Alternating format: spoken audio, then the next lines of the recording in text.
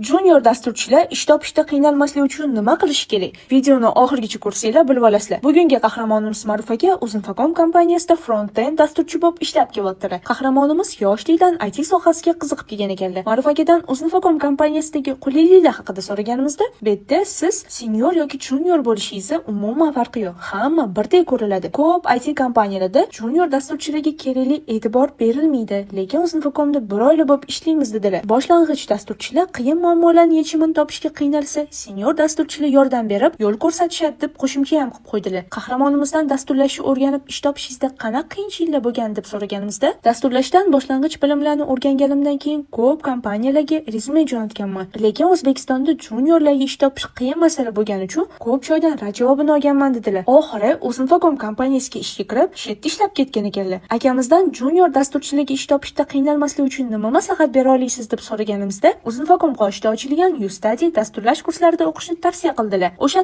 kurslarda o'qisanglar, sizlar 8 oyda Strong Junior darajasiga bemalol chiqishinglar mumkin. O'qish davomida Uzinfocomda stajировка qilish imkoniyati ham yaratib beriladi. Kursni tugatganingizdan keyin Uzinfocomga ishga ham joylab qo'yishadi deb aytdilar. Agar sizlar ham YouStudy dasturlash kurslarida o'qib, Uzinfocom kabi katta IT kompaniyaga ishga kirmoqchi bo'lsanglar, unda kommentda plus qoldiringlar.